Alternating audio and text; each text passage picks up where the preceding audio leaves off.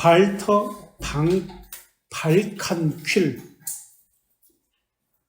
피터 바로, 빌렌 보다라티우네, 테오도르 베자, 테오도르 비블리안데르, 토마스 빌스, 암브로시우스 블라러, 피에르 보켄, 귀도 드브레, 굴리엘무스 부카노스, 마틴 부처, 하일리히 블릉거, 에드먼드 버니, 요하네스 벅스토로프, 이러한 사람들이 B에 해당되는 사람인데요.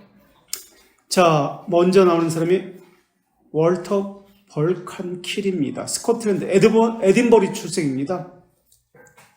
이 사람은 영국의 찰스 1세 교회 국교회 정책이죠,를 지지했던 왕당파입니다. 이 사람은 제임스가 1618년 돌트레이트 총회에 보내게 됩니다. 옥스퍼드 대학 출신입니다. 잉글랜드에 양대 산맥이 있습니다. 대학교는 지금도 총리나 국왕은 이 둘 중 하나의 출신입니다. 최고의 대학이죠.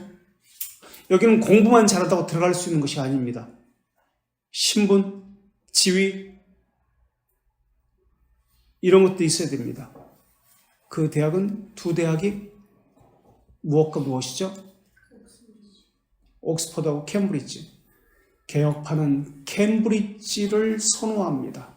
로마 카톨릭은 회중파도 그렇고요. 옥스퍼드를 선호합니다. 그렇다면 웨슬리는 어디 대학을 나왔을까요? 웨슬리, 감리교회 웨슬리는 어느 대학을 나왔을까요? 1번 옥스퍼드, 2번 캠브리지, 3번 답 없다. 웨슬리.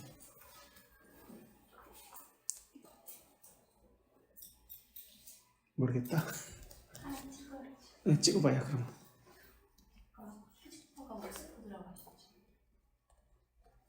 웨슬리는 옥스퍼드. 대체적으로 맞습니다. 아, 개혁파는 캠브리지 출신이구나.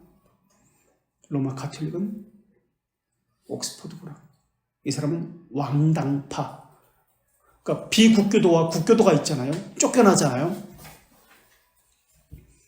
그러나 쫓겨나지 않은 사람. 확고한 왕의 편, 국교도. 근데 이 사람은 돌트 총회에 보냄을 받습니다. 그리고 옥스퍼드에서 이 사람은 박사를 받고요. 그리고 돌트레이트에 이제 편지를 쓰게 되는데 여기에 같이 파견된 존 헤일즈라는 사람이 있습니다. 골든 리마인즈라는 이 저서가 있는데 편지들만 모아놨어요. 그러니까 돌트레이트와 오고 간 편지들. 이 책이 엄청난 사료가 되겠죠. 골든 리마인즈. 황금 리마인즈 뭐라고 번역해요? 보존? 유적? 보호? 뭐라고 번역돼요 이거? 리마인즈? 어쨌든 이런 책 있습니다. 그리고 이 사람은 로체스터 교구장을 했고요.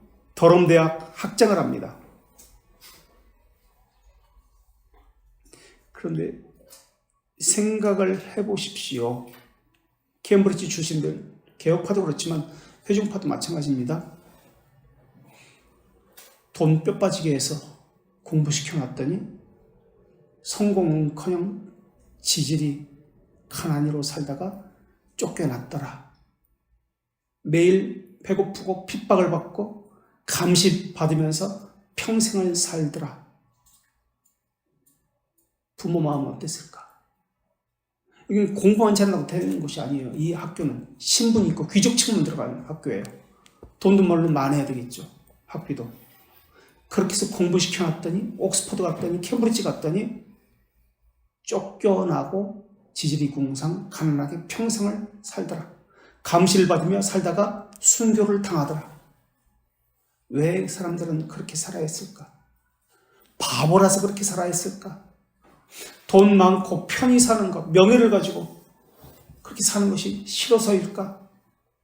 왜 그랬을까요? 한번 생각해 보시기 바랍니다. 하늘에 소망을 두지 않은 사람은 하늘에 소망을 둔다는 것은 또 뭐야? 그렇게 사는 것이 하늘에 소망을 두는 것일까? 어쨌든 이 사람은 찰스 1세의 죽음과 함께 또 쫓겨납니다. 어쨌든 우리 측이 아니지만 어쨌든 국교도였지만 왕당파였지만 왕당파 의회파 싸움, 이게 무슨 싸움이에요? 왕의 편에서 싸우고 의의 편에서 싸운 거. 그래서 만들어진 것이 무슨 총회? 올리버 크롬웰에 의해서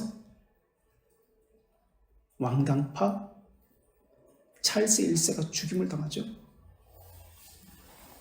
뭐예요? 웨스트민스터.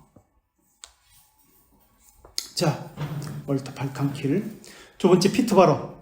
이 사람은 프랑스의 위그노 목사입니다. 1560년 12월에 제네바에서 칼빈에 의해서 목사 안수를 받습니다. 그런데 나중에는 이 칼빈파 목사 안수를 받았던 제네바에서 배웠던 사람이 나중에는 칼빈주의 신학을 비판하는 사람이 되어버리고요. 이 사람은 아르미니우스주의 또는 라우디안이라고 불리는 교내의 선구자가 됩니다. 그러니까 아르미니우스주의의 알미니안의 선구자라고 불리는 사람이 피터 바로라는 사람입니다. 알미니안도 개혁파에 포함되기 때문에 그렇습니다. 제세례파도 개혁파에 포함됩니다. 거기서 나온 것이 아르미니우스주의와 개혁파도 포함됩니다. 그렇기 때문에 개혁 신앙이라고 해서 다 믿지 마십시오. 신뢰하지 마십시오. 이 사람이 쓴 책 가운데 유명한 책은 1588년에 하나님의 섭리라는 책을 씁니다. 피터 바로. 알미니안의 선구자다. 피터 바로. 자, 그 다음 사람이 빌렘 보다르티우스라는 사람인데요. 또 이 사람은 비레무스 보다르티우스라고 불려지는 사람입니다.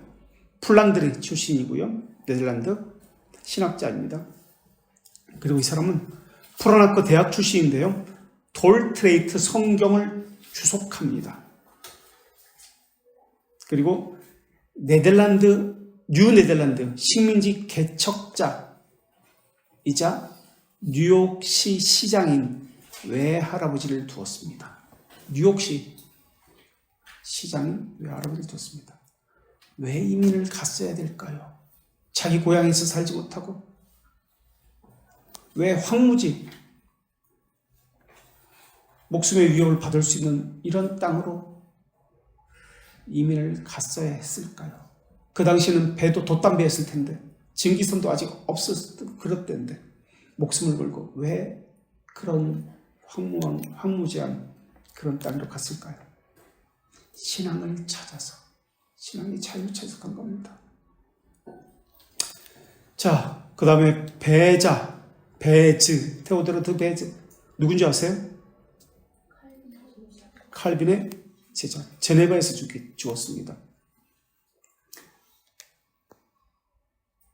뿌아시웨이와 종교 전쟁 기간 중에 개혁신앙의 대변자 역할을 했고요. 칼빈의 뒤를 이어서 제네바 대학교를 이끈 사람입니다. 좋은 스승을 둔 사람, 자기를 책망해 줄 스승이 있다는 것은 참 복입니다. 하나님이 주신 복 가운데, 저주 가운데 하나가 뭔지 아세요? 스승을 없애버리는 것. 그 사람에게 조언해 줄, 책망해 줄 스승이 없는 것. 이게 저주입니다. 그래서 하나님은 스승을 숨기겠다고 했습니다. 이스라엘 가운데. 사람들은 스승이 있다는 것을 복이라고 여기지 않습니다. 자기를 책망해 주는 것을 귀찮아하고 싫어하고 불편하고 거리를 둡니다. 왜 간섭해? 원망하고 미워하고 스스로 떨어져 나갑니다. 기독교는요, 도제 수업입니다. 도제 수업. 1대1로 주고받고 손잡고 가르치는 수업이 기독교 수업입니다. 닭장 안에 가둬놓고 이렇게 하는 게 기독교 아닙니다. 체육관에서 성경 공부한다고요? 성경 공부 아니에요. 가짜들이 하는 거예요. 하나하나 가르쳐주는 거, 손을 잡고 도제 수업입니다. 기독교는. 그런 측면에서 배자는 좋은 스승을 두었다. 자, 그 다음 테오도로 뷰블리안데르. 이 사람의 이 사람은 스위스 출신인데요. 이슬람 선교의 아버지라고 불리는 사람입니다. 독일어는 테오도르 부흐만이라고 합니다. 부흐만. 책 만드는 사람. 그런 뜻이에요. 부흐만. 비블리안데르. 이것은 헬라어로 옮긴 것입니다. 스위스 출생이고요. 이 사람은 아랍어에 능통한 사람입니다. 그래서 신학 교수가 됐는데 최초로 꾸란이 있잖아요. 모세 오경을 쓴 이슬람 경전 코란 라틴어 번역을 했던 사람입니다. 1543년에. 그래서 스위스 성경의 주석의 아버지라고도 불리고요. 마지막에 말년에 누구하고 붙느냐면 버그밀리하고 붙습니다. 어떤 교리를 가지고 붙느냐면 예정론의 논쟁을 가지고 붙습니다. 그래서 여기서 버그밀리가 예정론을 가지고 이야기하면서 이 사람은 교수직에서 쫓겨납니다.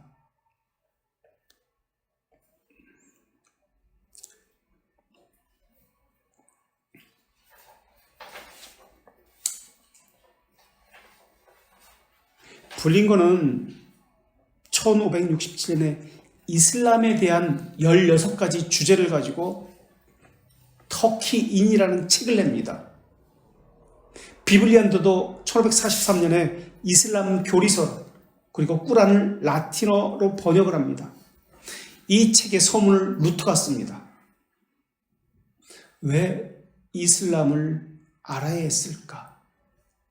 왜 개혁파 신앙을 가진 사람이 이슬람에 대해서 연구하고 이슬람의 코란을 번역을 했을까?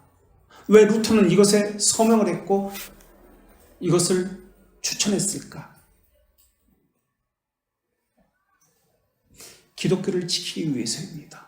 저걸 알아야 됐기 때문에 그렇습니다. 칼빈은 이슬람에 대해서 기독교 강요에서도 그렇고 언급하지 않습니다. 그 이유는 제네바가 이슬람의 공격으로부터 멀리 있는 곳에 있었기 때문에 그렇습니다. 그래서 이슬람 위협이 제네바시는 없었습니다. 그래서 이슬람에 대해서 관심이 적었습니다.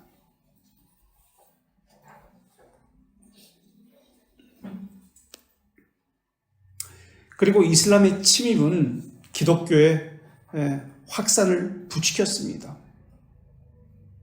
그래서 칼빈은 이슬람에 대해서 관심이 적었습니다.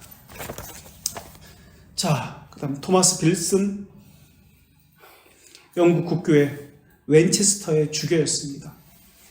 이 사람의 스승이 누구냐면 우리가 잘 알고 있는 존 오웬입니다.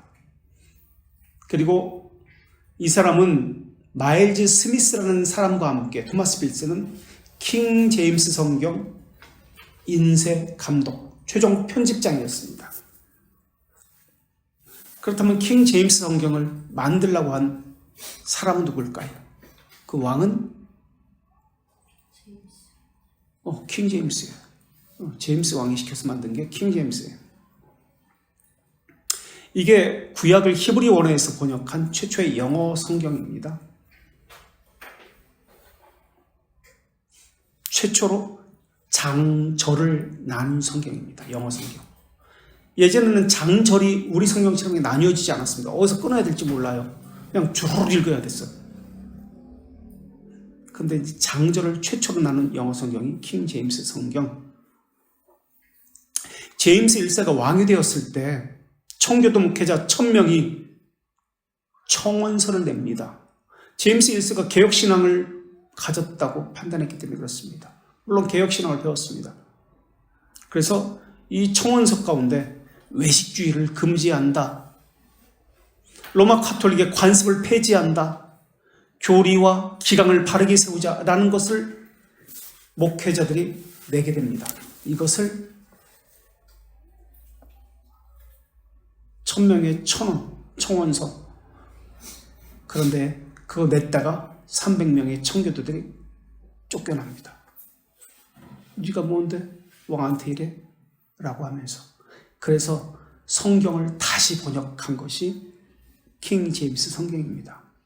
이전에 청교도들은 어떤 책을 봤을까요? 어떤 성경을 봤을까요? 킹 제임스 성경이 있기 전에 제네바 성경을 봤습니다. 제네바 바이블, 영어 번역본이죠. 이것은 피해 메리시기에 제네바로 도망갔던 사람들이 영어로 번역한 성경입니다. 그래서 처음으로 장과 절로 나뉘어서 번역된 성경이 제네바 성경입니다. 그럼 킹 제임스 버전은 제네바 성경을 그대로 베낀 거예요. 그대로 베꼈어요. 자, 그래서 토마스 빌슨이 킹 제임스 성경의 최종 편집자 윈세 감독이었다. 암블로시우스 블라라, 이 사람은 콘스탄츠에서 활약했던 종교개혁을 했던 사람인데요. 이 도시는 루터파를 선언했고 도시에서는 형상을 제거했습니다. 그리고 이 도시는 아욱스부르크 루터파니까 신앙고백서를 따랐습니다. 근데 카를 5세 황제가 콘스탄츠에 대한 금지령을 내립니다. 그리고 오스트리아에, 그러니까 로마 카톨릭에 항복을 하게 만들었습니다. 그리고 콘스탄츠의 제국 도시의 지위를 상실케 합니다. 이때 이제 로마 카톨릭이 사로잡았을 때죠. 콘스탄츠를 루터파에서 로마 카톨릭으로 다시 바뀌었을 때, 이때 등장했던 사람이 암브로시우스 발러 또는 블라러라는 사람입니다. 이 사람은 콘스탄츠 수도원을 다시 재편성합니다. 그리고 성경에 일치하는 예배, 헌법, 예배 모범이죠. 교회 정치를 처음으로 쓰고 활동했던 개혁파 사람입니다. 암브로시우스 블라러. 그 다음 피에르 보캥,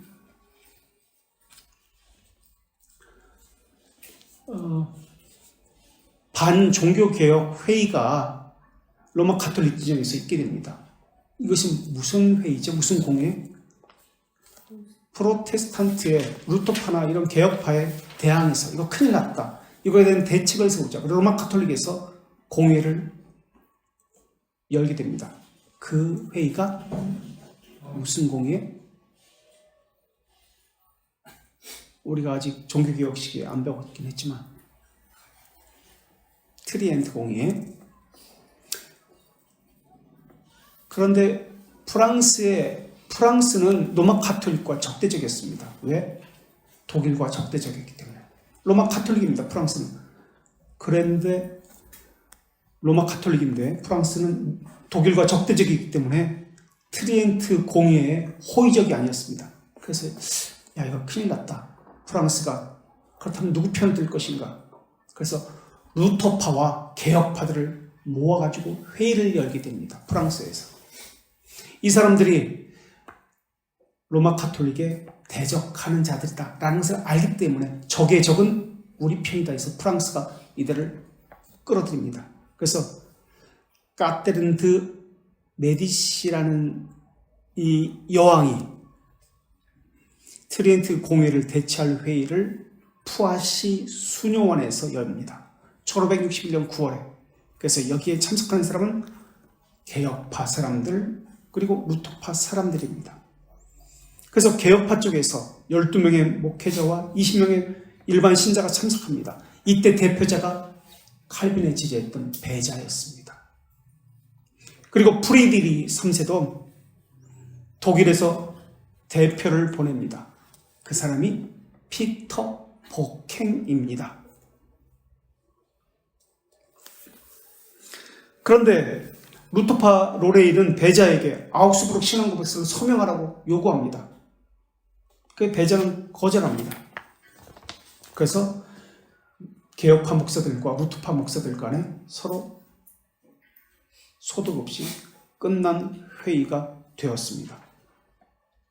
그게 푸아시 회의입니다. 종교개혁자들은 한결같이 스콜라주의에 대해서 공격적이었습니다. 스콜라주의는 뭐죠? 스콜라주의는 이성으로 하나님을 알 수 있다는 것이잖아요. 이 신앙이 우리 가운데 스며들어오면 자기도 모르게 이 신앙이 자기 가운데 들어오면 하나님 주권 사상을 상실하게 되어 있습니다. 로마 카톨릭의 정신을 대적한 것이 종교개혁자들의 정신입니다. 그러니까 스콜라주의에 대해서 대적한 사람들이 종교개혁자들입니다. 오직 성경이라는 말은 성경에 비추어서라는 말인데, 그 전통과 성경과의 관계 가운데 어떤 것이 위에 있는가? 라는 것을 말하고 있는 것입니다. 그런데 성경을 해석할 때에 있어서 스콜라 신학이 들어가게 되면은, 스콜라 철학이 들어가게 되면 자기도 모르게 교회의 관습적인 것을 가지고 성경을 해석하게 되어 있습니다. 아리스토텔레스 철학을 가지고 성경을 바라보는 것이 스콜라주의입니다. 그래서 스콜라 철학의 아버지, 처음으로 시작한 사람이 누군지 아세요? 가 아니고, 물론 아버지라고도 불립니다. 처음 시작은 525년에 죽은 철학의 위안이라는 책을 쓴 사람입니다. 택이 뭐라고? 보에티우스입니다. 이 사람은 동로마 사람입니다. 동로마의 위대한 학자, 철학자였습니다. 그런데 서로마 제국에서 테오드릭이 부릅니다. 우리는 너무 무식하니까 바른 정치를 펼 수가 없습니다. 그래서 동로마 제국의 위대한 정치가 철학자인 이 보에티우스를 불러가지고 자신의 총리로 삼습니다. 그런데 이 보에티우스는 정통신학을 가진 사람입니다. 삼위일체론자입니다. 그런데 테오드릭은 아리우스주의자입니다. 그래서 사사건건 부딪힙니다. 같은 사상이 아니고 다른 사상을 가지고 정치를 펼쳐나가다 보니까 하나는 정통 삼일치 신학을 가지고 정치를 하고, 하나는 아리우스주의자를 가지고 그 신학을 가지고 정치를 하고 있으니까 서로 부딪히면서 결국에는 보에티우스를 반역죄로 테오드릭이 감옥에 집어넣습니다. 그래서 보에티우스는 너무나 억울한 거예요. 자기가 불러가지고 난 자기가 하라는 대로 바르게 하려고 했는데 왜 나를 억울하게 집어넣는가. 그래서 감옥에서 쓴 책이 철학의 위안이라는 책입니다. 이 철학의 위안에 대해서 아리스토텔레스의 인식론을 가지고 성경을 보기 시작합니다. 그래서 철학의 위안이란 5권짜리 책을 감옥에서 쓰는데 여기에 여신을 등장시켜서 이야기합니다. 그 여신에게, 가상의 여신이죠, 자기 억울함을 이야기하는데 성경을 가지고 이야기합니다. 그래서 아리스토텔레스의 철학을 가지고 이 성경을 해석하는 것이 철학의 위안입니다. 우리 가운데도 스콜라 이 철학을 가지고 성경을 해석하게 되면 잘못된 해석을 하게 됩니다. 우리가 교부의 신학을 가지고 금요일을 했습니다만, 교부 신학을 어떻게 바라볼지에 대해서 그때도 이야기했습니다. 성경과 전통에 관해서 어디에 관점을 가지고 성경을 해석하느냐에 따라 성경 해석이 완전히 달라진다고 얘기했습니다. 그러면서 이 보에티우스의 동방교회의 정통 신학을 가진 사람이 서방교회에 가서 정치를 하면서 감옥에서 이 책을 쓰면서 서서히 동방교회에 있던 철학이, 그러니까 아리스토텔레스의 철학은 서방에 있지 않았습니다. 이슬람의 철학입니다. 동방교회에 있던 철학입니다. 이것이 서방교회에 들어오기 시작합니다. 그래서 스콜라주의가 생기게 된 겁니다. 자, 기도 드브레가 뭐한 사람입니까? 칼빈의 제자입니다. 배자의 제자입니다. 기도 드브레.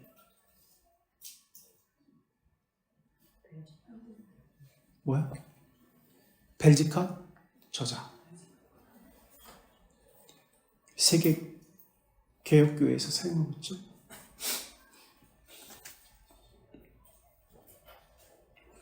감옥에서 벨지카는 45살에 순교합니다. 감옥에 잡혀 들어갔습니다.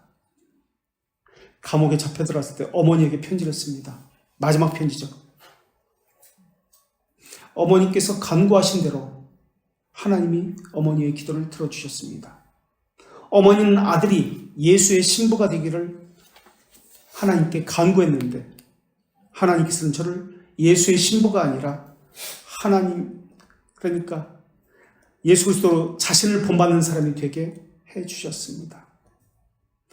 다른 사람의 말을 가르치는 사람이 아니라 하나님이 저를 예수 그리스도와 사도들의 순결한 말씀을 전하는 사람이 되도록 했습니다. 이제까지 저는 그러한 일을 해왔습니다. 라고 편지를 쓴 사람입니다. 이 기도 디브레는 어떻게 해서 개혁신학이 됐냐면, 이게 로마 가톨릭 지역이거든요. 영국에 윌리엄 틴들이 있습니다. 성경을 번역한 사람이죠. 벨기에로 도망갑니다. 핍박을 피해서. 여왕 메리의 핍박을 피해서. 그랬다가 벨기에에서 잡힙니다. 안테베르펜에서 화형을 당합니다. 이 지역에 살던 14살짜리 꼬마가 있었습니다. 그게 귀도 드브레입니다. 그 지역에 살면서 많은 사람들이 기독교를 가졌다는 이유만으로 참수형을 당하는 것을 보고 자랐습니다. 그리고 여기서 참으로 우연한 기회에 성경을 입수하게 됩니다. 윌리엄 틴들이 썼던 그 성경 말입니다. 그러면서 성경을 통해서 점점 새로운 신앙, 새로운 시각을 갖게 됩니다. 그리고 그 새로운 신앙을 가졌다는 것을 발각당합니다. 그래서 집에서 떠나가야 했습니다. 왜냐하면 온 집안이 다 화형을 당하는 것을 면하기 위해서. 그래서 귀도 드브레는 순례 전도자가 됩니다. 그리고 신학을 공부하는데 제네바로 가서, 칼빈 있는 제네바로 가서 신학을 공부합니다. 그리고 도르닉이라고 하는 이 투르네에 가명으로 종려나무 교회라는 가명, 비밀 집회 단체가 있습니다. 거기에 목사가 됩니다. 그래서 거기서 개혁교회를 비밀리에 하게 됩니다. 1561년에 9월입니다. 이 투르네의 인근 도시 발랑시에이라는 사람들이 억압과 핍박에 견디다 못해가지고 마치 3.1운동처럼 거리로 뛰어나와서 시편 찬송가를 부르며 시가 행진을 합니다. 소름을 그렇게 폭발을 시킨 겁니다. 이제 정부에서는 개혁교회를 핍박할 정당한 구실을 찾았습니다. 그래서 핍박을 하기 시작합니다. 이때 누군가가 11월 1일 날 1561년 11월 1일이었습니다. 투르네 성벽 너머로 한 덩이 서류뭉치를 집어 던져버립니다. 그 서류뭉치가 벨지카 신앙 고백서입니다. 이게 벨지카 신앙 고백서를 작성한 배경입니다. 핍박받고 있는 그 순간에 우리가 믿고 있는 것이 바로 이것입니다. 잡혀가서 죽는 그 순간에도 영원 불변하신 하나님을 믿었습니다. 벨지카 1장을 한번 볼까요? 벨지카 1장은 저겁니다. 하나님의 속성입니다. 벨지카 1장. 우리의 신앙과 이들의 신앙이 핍박받는 순간에 어떻게 다른지 한번 보십시오. 왜 벨지카 1장을 쓸 수밖에 없는지. 길지 않습니다. 벨지카 1장 1페이지. 우리가 모두 심정으로 믿고 입술로 믿는 것은 다음과 같은 것입니다. 핍박입니다. 매일 사람이 죽어갑니다. 로마 가톨릭에 의해서. 투르네 지역에서 투르네 성벽 담너머로 한 무더기를 서류뭉치를 던졌는데 이렇습니다. 우리가 하나님이라 부르는 분은 유일하고 단일한 영적 존재입니다. 그분은 영원하고 불가해적이고 불가시적이고 불변하고 무한하고 전능하고 완전히 지혜롭고 정의롭고 선하고 모든 좋은 은사를 넘치게 주시는 분입니다. 라고 고백을 합니다.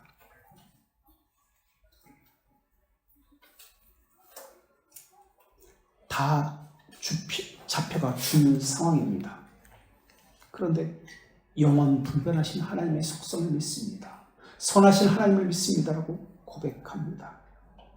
어떻습니까? 모든 좋은 것을 주시는 하나님을 믿고 있습니다. 라고 고백합니다. 좋은 것이라뇨? 당장 잡혀가서 죽고 있는 그런 순간에 귀도 드브레가 그래서 잡혀갑니다. 감옥에 있을 때 수많은 사람들이 찾아왔습니다. 이 사람을 설득시키기 위해서 사제들도 많이 찾아왔습니다. 또 어떤 사람들은 도대체 어떤 사람이 그렇게 무모한 짓을 벌였는가 또 보러 찾아왔습니다. 그때마다 무거운 쇠사슬에 묶인 귀도두불에는 제가 그것 때문에 쇠사슬에 묶인 것 때문에 고통받고 고문당하는 것 때문에 고통받는 것이 아닙니다. 하나님께서 제게 주신 선한 양심 덕분에 저는 저를 박해하는 사람들보다 빵을 더 달게 먹고 잠을 더 감옥에서 더 잘 달게 잡니다. 라고 대답했어요. 그래서 방문객이 아니 당신은 그 쇠사슬에 무거운 쇠사슬에 묶여있는 것 아닙니까? 어떻게 그럴 수 있습니까? 범죄가 쇠사슬을 무겁게 하는 것이지 결백과 선한 양심이 이것을 무겁게 하는 것이 아닙니다. 오히려 쇠사슬을 가볍게 합니다라고 대답을 합니다. 오히려 저는 이 쇠사슬을 명예의 훈장으로 알고 자랑스럽게 여기고 있습니다 라고 대답을 했습니다. 그리고 자기가 섬겼던 그 교회 편지를 합니다. 소위 종려나무 교회라고 불려진 그 비밀 집회라는 그 교회 편지를 씁니다. 여러분이 저를 염려해 주신 필요는 더 이상 없습니다. 그 배려를 제 가족들에게 베풀어 주시길 간청합니다. 하나님의 아들을 위해서 그리고 여러분께 봉사하는 일로 인해서 제 아내는 남편을 빼앗겼고 제 아이들은 아버지를 빼앗겼습니다. 그들이 어려울 때 저를 대신해서 도와주십시오라고 교회에 편지를 보냈습니다. 그리고 아내에게는 이런 편지를 썼습니다. 당신이 큰 슬픔에 잠겨 괴로울 것 같은 상태에 있는 것을 알기에 이 편지를 씁니다. 부디 지나치게 슬퍼하지 마십시오. 간절히 부탁하오. 결혼할 때 우리는 함께할 시간이 많지 않았다는 것을 분명 알고 있었지 않소. 은혜롭게도 하나님께서는 우리에게 7년이나 함께 살도록 허락해 주셨소.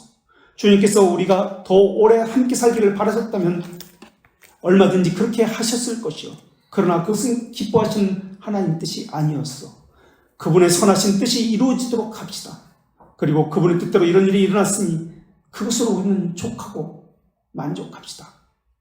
더욱이 내가 대적의 수중에 우연히 떨어졌다고 생각하지 말고 그것은 하나님의 섭리고 그 섭리는 크고 작은 모든 것을 지도하시고 다스린다는 생각 가운데 있길 바라오.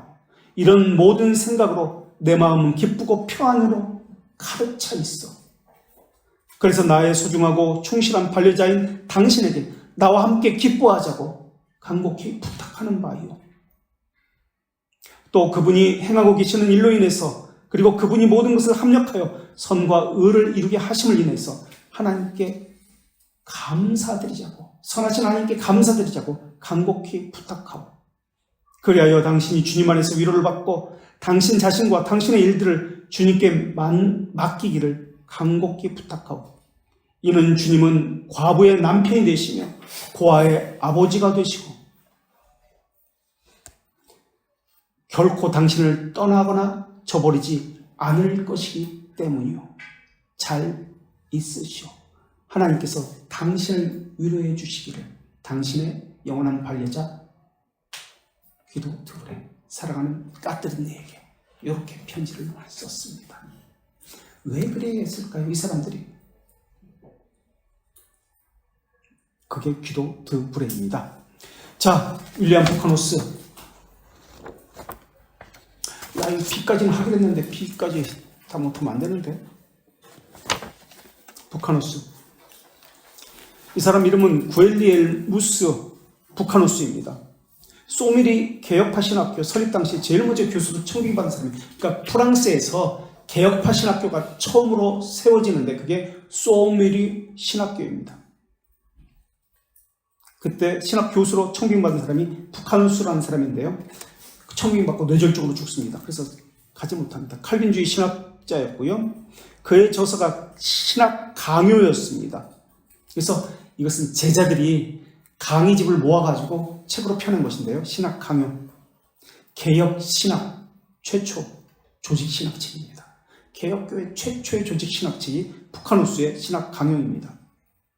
그래서 벤저민 루어필드는 3대 칼빈주의 신학자 가운데 한 사람, 워필드는 웨스트민스터 신앙 고백 성경 부분 가운데 최고의 학자, 이 부카누스를 꼽습니다. 이 사람은 로잔의 개혁 신학자입니다. 그런데 이 사람의 신학은 어거스틴의 삼위일체론에 아주 충실한 신학입니다. 한번 들어보십시오. 맞나 잘못된 삼위일체론인지 한번 얘기해 보세요. 새6격이 하나의 본질로부터 존재한다. 누구 시키지? 항신 맞아요, 틀려요? 새6격이 하나의 본질로부터 출발한다. 존재한다. 참. 새6격이 하나의 본질로부터 존재한다. 맞다, 틀리다? 틀리다? 왜요? 하나의 본질로부터 출발하는 게 놀랬어. 그럼 하나의 본질로부터 출발하는 것이 존재한다. 하나의 본질로부터 존재하는 것이 아니라 그럼 뭐예요? 새6격이 하나의 본질로부터 존재한다 라고 했어요. 틀리다고 했어요. 그럼 뭐가 맞아요? 새6격이 하나의 본질로부터 존재한다. 본질인 거죠. 와, 대단하다. 본질이다. 본질로부터가 아니에요. 본질이다. 자, 두 번째 그럼 누구 시키지? 본질은 윗격들의 재료이며 마치 그 재료로부터 전혀 새로운 종류가 나온 것처럼 다른 것에서 말미암은 전혀 다른 어떤 것이다. 맞습니까? 틀립니까? 다른 것에서 말미암은 전혀 다른 어떤 것이다. 삼위일체. 경제. 맞아요? 틀려요? 왜요?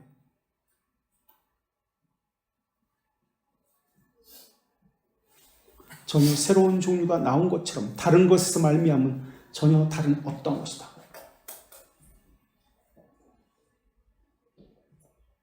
전혀 다른 어떤 것이 아니죠. 동일한 본질이죠. 이건 어떤 거 보세요. 그 위격들은 본질의 한 부분이다. 그 위격들은 본질의 한 부분이다. 틀려요? 맞아요.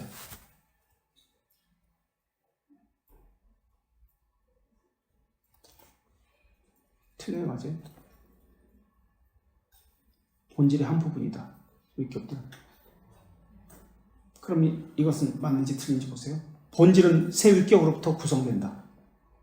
본질은 새 위격으로부터 구성된다. 맞아요? 틀려요? 이것은 어떤지 보세요. 위격은 하나이며 같은 본질, 같은 본성, 같은 신성을 가지고 계신다. 위격들은 하나이며 같은 본질, 같은 본성, 같은 신성을 가지고 계신다. 틀려요? 삼위는 하나이며 같은 본질이다. 맞아요? 틀려요? 틀려요? 맞아요? 틀려요?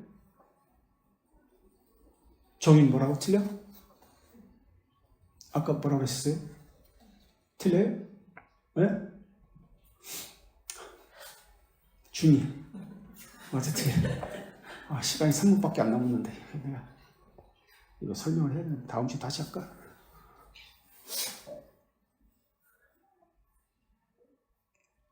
삼위는 하나의 본질, 본성, 신성, 종기, 영혼, 능력, 의지, 사역을 갖는다.